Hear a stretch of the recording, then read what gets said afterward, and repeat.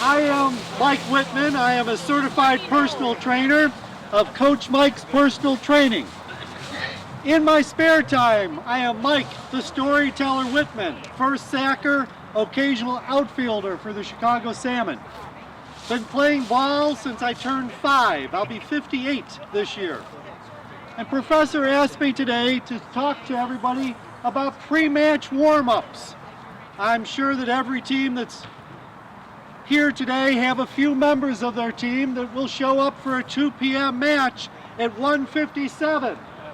Throw on their spikes and run out on the field, and the first throw from third base sails about 18 foot over the head of the first sacker or about 18 feet in front of them.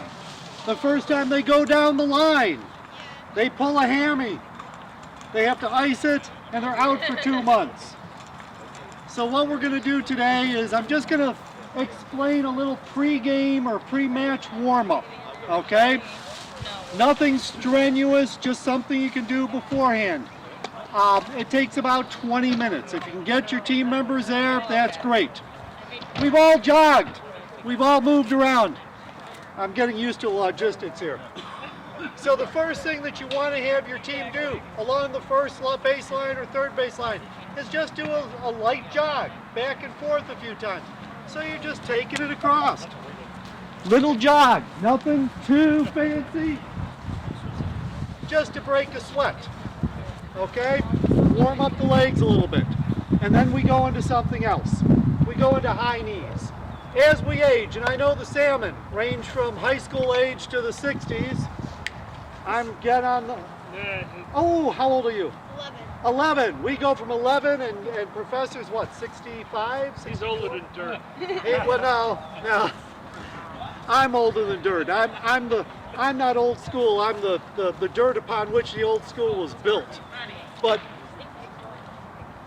that light jog will loosen you up. Then you want to go into a high knee jog. So you want to bring your knees up with your spike or foot parallel to the ground. So when you're running this one, you're coming up, really getting them up. Again, sorry for my posterior, you're going back. Again, 2-3 times down, 30 seconds, something like that. From there, you're going to go into skips. Now, going on 60 years old, you don't want to hurt yourself, but you do want to skip. You want to get those knees up. You want to drive them up a little bit. So you're doing a little bit of a skip. You're coming up. Get the knees up. Get the hammies, the glutes warmed up. As you warm up or as you get a little more comfortable, drive those hands. Bring them up. Now, if you do something forward, Nichols, our fine outfielder, spends a lot of time heading south after a northbound pitch. And you might need to go backwards. So it's the same thing. You want to do a high knee going backwards. So it's the same thing. You're bringing them up, you're bringing it out, and you're coming back. And it's a little skip heading backwards. Okay? Next, everybody here is pretty familiar with Frankenstein. When I talk to younger guys, they don't always know this. But a little stiff-legged or Frankenstein walk. You can put your hands out in front of you, come up. Now, I heard somebody say, not me, that's not going to happen. Fine, it might not go that far, that's fine. Take it up where it goes.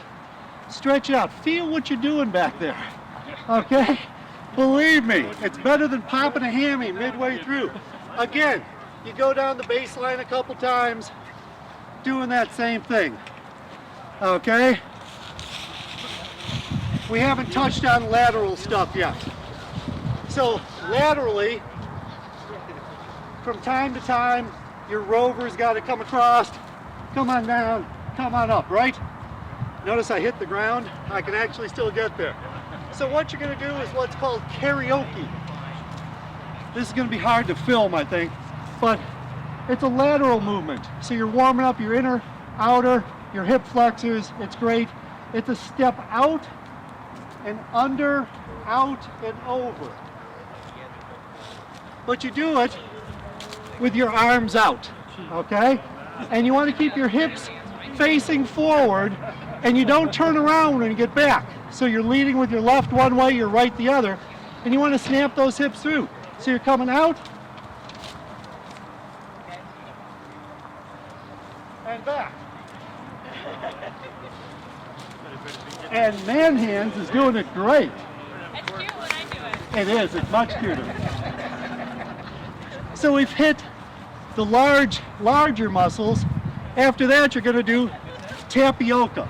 I don't come up with these names. Tapioca, you have a little pudding. Now, it's the same motion, except you're taking smaller steps. So it's just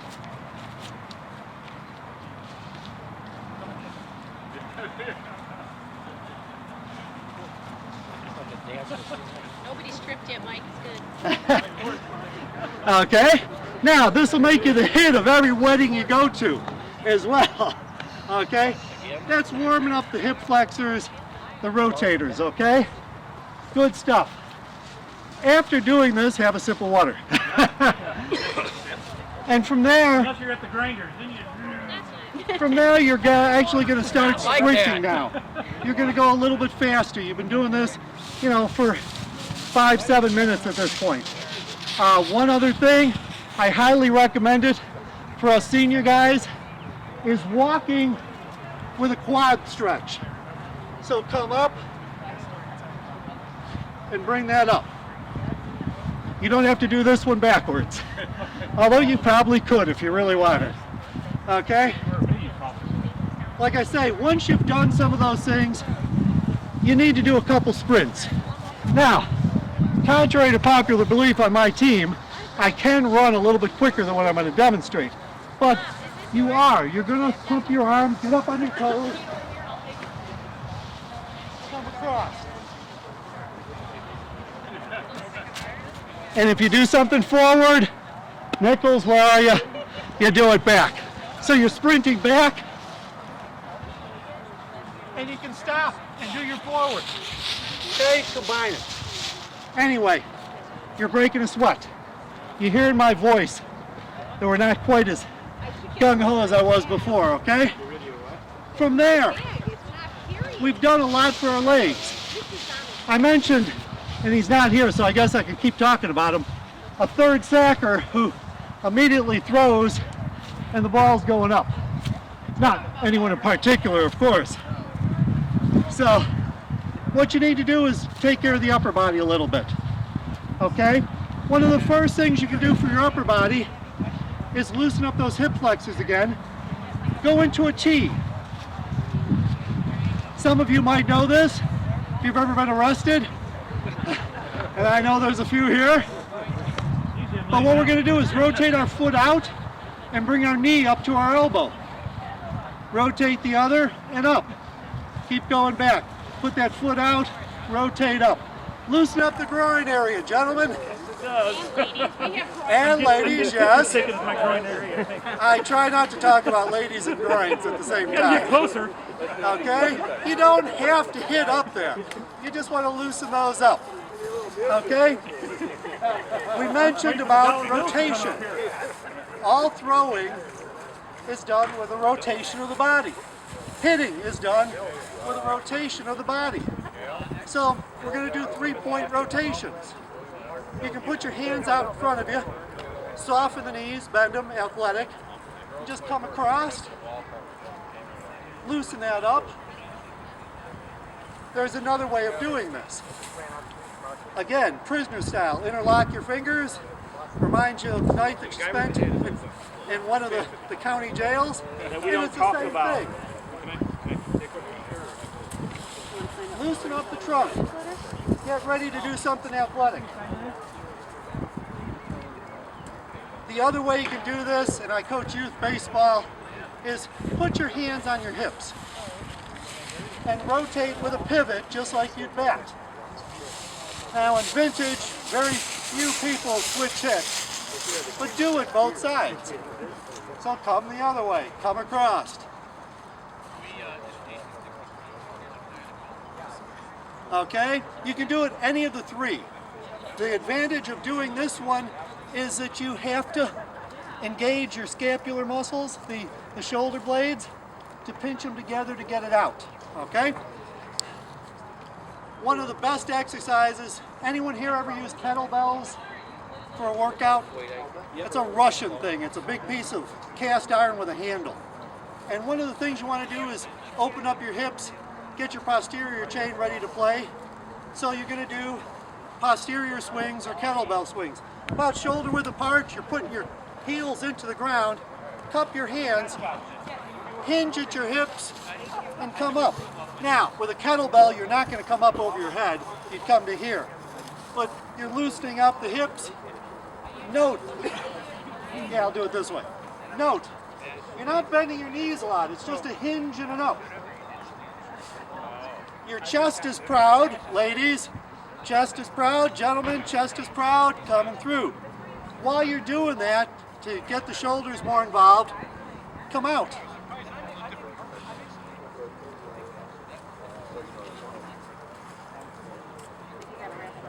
I'm getting there. I cut out a lot of my jokes. Good.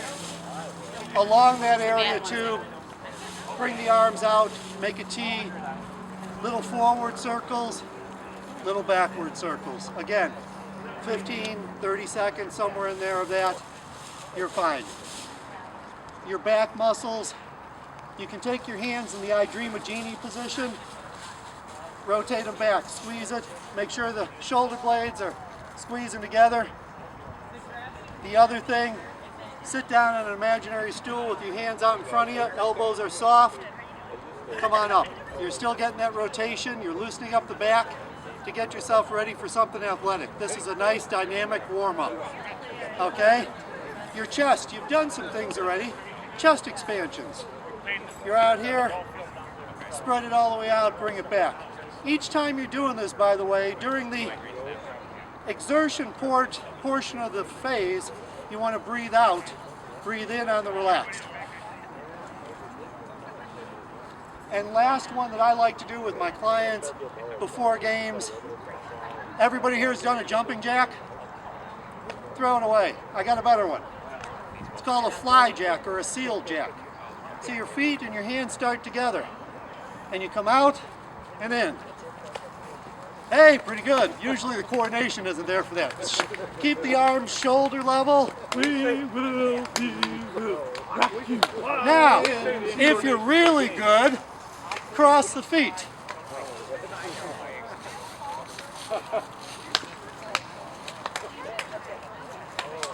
Good. Really good. Very nice, gentlemen. Not really good. Now, just a couple other tips. Again, somebody playing third base is going to be making more throws than a first baseman. Don't warm up with the first baseman. Warm up with the rover. The two of you are going to be making the longer throws. The outfielders, warm up with the outfielders. You're making the longer throws. So start 10, 12 feet, making sure you're coming through. Come over the top. Get rid of the sidearm stuff. When I teach kids, I always tell them you punch the giant in the head or in the chin, and you hit the midget in the head, and you come through. Okay? Little person. Good advice. Hit the little person in the head. Yeah. You're correct here. I told you I'm old school. I'm the Okay, dirt. we'll go with midget. I'm the dirt upon which the old school was built. But do that normal fluid motion so you're not hurting your shoulder. If Zeus and I are both playing outfield, I'm going to warm up with Zeus because we're going to be throwing, so we can get 90, 120 feet away from each other while we're making our throws, because that's what we're going to do. Before you go into bat, take a bat, swing it a few times, get it over your head. Little rotation, bring it out, do those three-point rotations again, loosen up. Do that the whole game, so you're not pulling something, okay? They make a concession on I was told I had to cut the presentation short. I do want to offer little frequently asked questions. If you want to receive more information, again, I am a certified personal trainer. I put out a free newsletter every month via email. There's a sign-up sheet that Pipes was supposed to be manning or Crusher was going to be manning. There's business cards there. There's a clipboard that you can sign your email. I'd be glad to put that out there. You can always email me, ask me questions. I have time for a couple questions if you have one. First baseman throw to? The first baseman should probably throw with the catcher or the pitcher or perhaps the second baseman because they're not going near as far. And you're right, I play first, so I don't have to throw a long way. I toss it back to Moonglow or Scooter on the mound. My arm doesn't get messed up anymore. But yeah, you're going to be throwing shorter distance. We only got so many throws in the shoulder, so warm up shorter. You know, here to the tree, that's about what you're doing, you know. Good question. Anybody else? No other questions? After we do all this exercising, are we supposed to play then? Yeah, unfortunately, then the game comes I was in. trying to go to the box. The game does come in at that point. If you're like the Salmon and we have 18 people out there, you only have to play every other There you inning, go. and you ask not to start, so you have a little time to catch your breath. Workout for me. Another thing, and we've had it happen. I remember being up in Creston, where it was like a 98-degree day, and we're dropping like flies. Remember, hydrate, hydrate, hydrate. Anytime that you're already feeling thirsty, you're already dehydrated. And that goes even more so during the winter, during our off seasons. During January, February, it's cold. We don't think about hydrating. So hit the waters. I have usually somewhere between 6 and 8 of these a day, just to keep the body going. We're, you know, like something ridiculous like 92% water or something, or fluid. So you have to rehydrate that, especially during this. I remember we played at Lincoln Park during one of the Chicago marathons where a person died, a fireman died, and we were all just, you know, wearing the Amish-made trousers and long sleeve shirts. We were just dying in that, and we couldn't get enough water. Always hydrate. Every time you come in, have a glass. Obviously, we can't use the plastic bottles during our matches. We've got to use the authentic canteens, but stay hydrated. Any other questions before we stop? Again, if you want to go over, grab a business card, email me, sign up. That would be great. Nothing that I do costs anything unless you book a session with me or something like that. No, I don't travel to Ohio usually to train people. There is a card if you're in the area. There's some cards in the one bag that if you take it, if you want a free session, that card gives you 1 hour workout with me if you'd like it. Other than that, thank you for coming out, supporting the VBBA conference and the Chicago Salmon. Appreciate it. Huzzah! Well done, well done.